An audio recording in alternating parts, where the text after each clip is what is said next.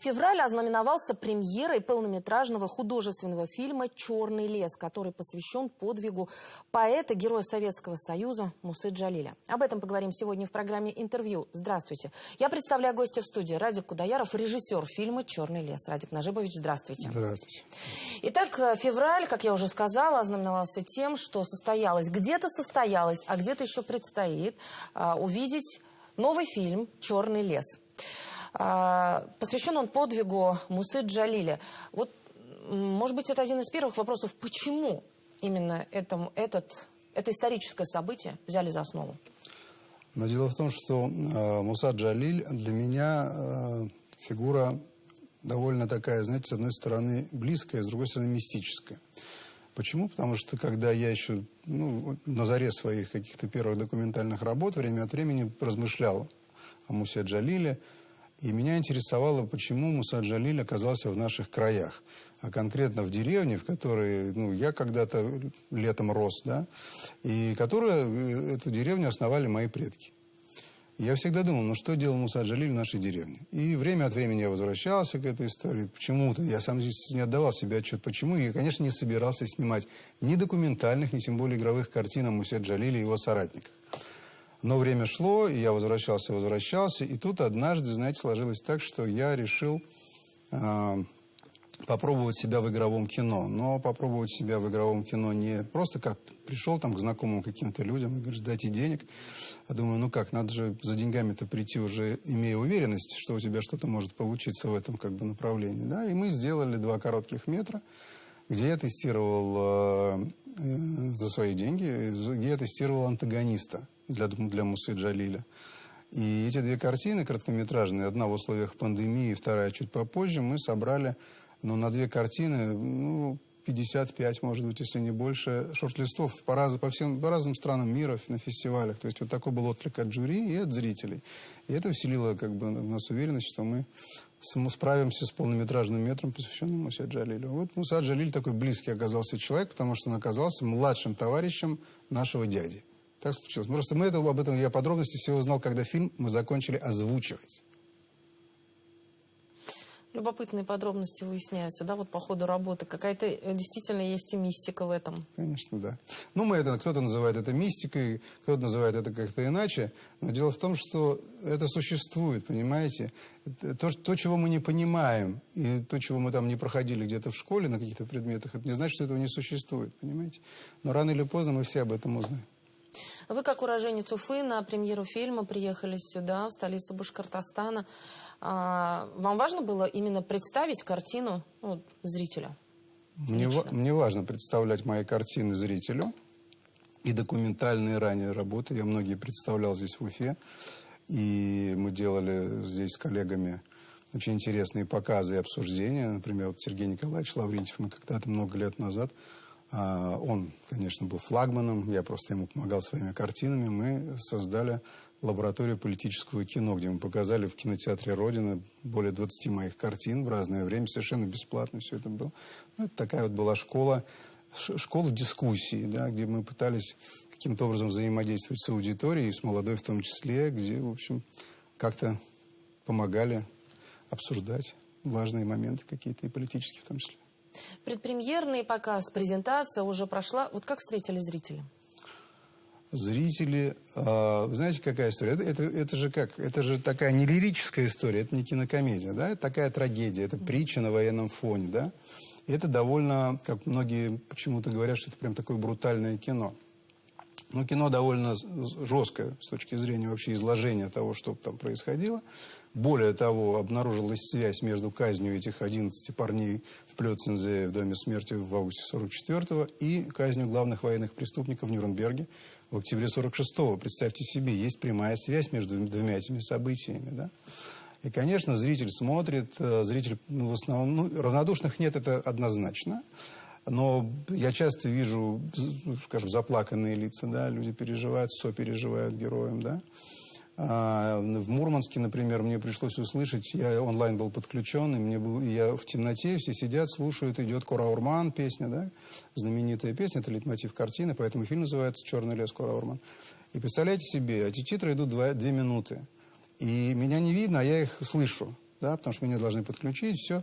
И кто-то из зрителей говорит, вот ради таких картин хочется досмотреть картину до конца, чтобы узнать, кто это сделал. Включается свет, полный зал народу в Мурманске с приставными креслами, сиденьями, и никто не ушел. И все сидели, слушали татарскую музыку, которая для уха русского человека абсолютно далекая. Но картина, которую они посмотрели, она в этом смысле универсальна, и поэтому они все сопереживали тому, что происходит. Это с одной стороны.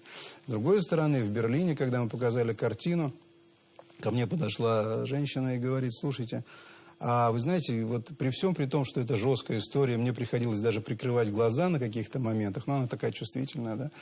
Она говорит: понимаете, для меня это женское кино. И я думаю, как это женское кино? Было удивительно. Я говорю: поясните. Она говорит: понимаете, вот я, говорит, уже старшего поколения, и мы застали вот те времена, и когда удел женщины, как она говорит, это ждать своих мужей с войны. И в этом смысле мы все представляем, если они не вернулись, мы все представляем, что с ними произошло. И в данном случае для 11 женщин, которые ждали своих парней вернуться домой, это когда они узнали, что с ними произошло, а многие успели, застали, узнали, они себе все представляли, что же с ними могло быть. Представьте себе, это дом смерти, Плёцензе, более 3000 человек там было казнено, в том числе лидеры Красной Капеллы, Белой Розы, Оболенская была там казнена.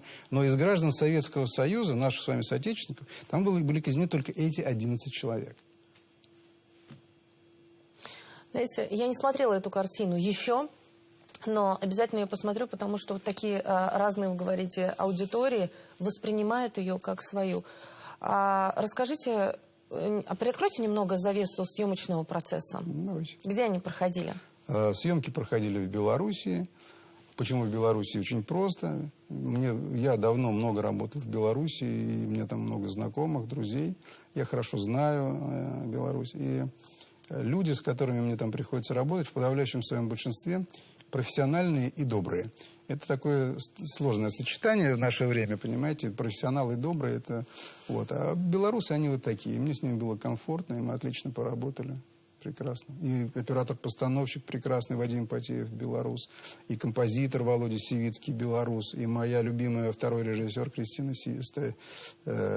Стефанович. Тоже моя любимая, тут прям второй режиссер. Лучше не бывает на свете. Они белорусы все. Ну и актеры тоже, конечно. Паш Харланчук, антагонист. Это бриллиант. Бриллиант. Вы сняли художественный фильм. А художественный фильм, в отличие от документального, позволяет немного отступать от фактов, от истории. Отступали? Нет, не отступал. В том смысле, что... Понимаете, вы правильно, абсолютно справедливо замечаете, что документальное кино и художественный фильм – это абсолютно как бы разные направления, да? Но в том-то и задача приблизить это два далеких друг от друга жанра, понимаете? И вот когда речь идет о Мусе Джалиле, когда речь идет об этих парнях, о месте, где это произошло, все воссоздавалось прям вот, знаете, детально. Я приезжал в этот дом смерти, я смотрел обстановку вокруг. Нам нужна была католическая церковь, она там появилась. Нам нужна была дорожка, по которой шли приговоренные к смерти наши парни. Мы эту дорожку восстановили. Интерьер, все восстановлено. Гильотина, все восстановлено. Но с другой стороны, понимаете, мы же не знаем, мы понимаем, что было взаимодействие между палачами и жертвой, да, и жертвами, этими парнями. И они как-то взаимодействовали. И у этого взаимодействия была основа и некий бэкграунд того вот этого противостояния, которое все-таки, к сожалению, привело к казни этих парней, да. И никто никогда нам об этом не расскажет, потому что нет ни протагонистов, нет антагонистов. Но вы можете попробовать себя, изучив эту историческую всю вот эту вот часть, себя туда окунуть и побыть на месте и антагониста, и протагониста, подумать, о чем они могли говорить. И вот эти темы, на которые они могли говорить, вы как раз и воссоздаете в диалогах. Это вот такая работа. Радик Нажибович, вы сказали о том, что работа над этим фильмом велась не один год. Да. Это понятно, была такая подготовка. Он своевременно вышел вот сейчас, именно учитывая все современные обстоятельства? Вы знаете, какая история? Это ведь вечная тема. Вот для меня это борьба добра и зла. Для меня добро и зло появилось вместе с Адамом и Евой. Если мы помним Адама и Еву, а не помним между Адамом и Евой и нами триллионы людей, или, может, миллиарды, сколько их там было и так далее, но историю Адама и Евы мы помним, то мы помним и о добре и зле. Понимаете? Это очень важный момент. Если вы об этом хотя бы иногда размышляете, очень много всего интересного приходит в голову. Поэтому для меня это в том числе притча на военном фоне. Понимаете, это универсальная история для любого... Почему многие зрители, вообще никакого отношения не имеющие к культуре, не знают ни языка, никогда не слышали этой музыки, но они сопереживают. В разных странах мира мы тестировали картину, понимаете? Мы получили в Италии лучший полнометражный фильм совсем недавно. Итальянцы с удовольствием смотрели другой итальянский фестиваль, нас отобрал, мы были лауреатами этого фестиваля. И вот это все вот в этих условиях, понимаете, это дорого стоит. Кто среднестатистический зритель, который вот... смотрел ваш фильм, есть какой-то портрет или приходили все? Не, ну приходили, знаете как, были молодые люди совсем, были очень люди уже в возрасте, те, которые, ну, скажем, не понаслышке даже, может быть, знают, да, об этих событиях, ну, по крайней мере, от своих родителей точно. И потом для меня Германия и вообще тема Второй мировой войны, она очень близкая. И я за годы своей работы в документальном кино многих людей, очень важных, ключевых, застал, в том числе людей, которые работали на Нюрнбергском процессе. И я был молодым совсем парнем, и в разных странах мира мне приходилось с ними общаться. Это и Ричард Зонненфельд, и это Эрнст Мишель, и это Шецлер, и это Маркус Вольф, и так далее. Эти все люди имели отношение непосредственно к Нюрнбергскому, например, процессу. И, конечно, когда ты говоришь, когда у тебя интервью, когда у тебя галстук, это все не работает. Это работать начинает с точки зрения понимания инсайдов этих, и что реально происходило, когда у тебя неформальное взаимодействие. И вот во время этих неформальных бесед мне удалось узнать много чего, чего до сих пор не напечатано в официальных ни книжках, ни так далее. И, конечно, будучи документалистом, и как бы со всем этим багажом ты ходишь, и где-то он должен реализоваться. И однажды в Нью-Йорке Ричард Зонненфельд, который был руководителем группы переводчиков американской прокуратуры, который был приглашен туда лично Донованом, да, это не шутки, ему было 21 год, и он переводил первые допросы, еще предварительные, Геринга. То есть, и когда мы с ним познакомились, мы встретились в Нью-Йорке в 2004, наверное, год, конец года, и мы говорим, и все здорово, он мне много всего говорит, интересного рассказывает, потом первый короткометражный фильм, вот этот «Подарок», он родился благодаря Зонненфельду, его рассказам, да, тогда. Конечно, я много узнал потом, чего он не договаривал сам, тоже очень интересно, кстати. И потом, и он мне говорит в конце, представьте себе, он берет неизданную еще свою книгу, он берет рукопись свою, название, он пишет там посвящение, он мне дает и говорит, может быть, когда-нибудь ты будешь снимать фильм, связанный с Нюрнбергским процессом. Я тебе разрешаю использовать все, что тебе понравится из этой рукописи. Она не была издана на тот момент. Он мне передал, она у меня до сих пор лежит. И я ее на 15 лет, она у меня легла просто среди других бумаг.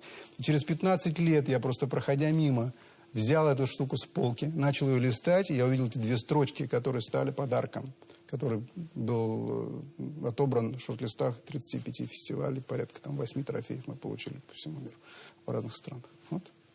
Значит, факты, которые не изданы еще в официальных источниках, но есть в вашем фильме. Они есть обязательно, потому что это первая экранизация, заявляю со всей ответственностью, это первая экранизация казни главных военных преступников в Нюрнберге. Никто до этого экранизацией этой части не занимался. И я считаю, что больше уже не нужно причин для того, чтобы все мы пошли и посмотрели этот фильм. Радик Наживович, спасибо огромное, что пришли в нашу студию, ответили на наши вопросы. Я понимаю, что времени нашего эфира явно недостаточно, но я надеюсь, что мы с вами еще не раз увидимся. Очень на это надеюсь. Спасибо большое. Приходите в кино. Это была программа «Интервью». Спасибо, что были с нами.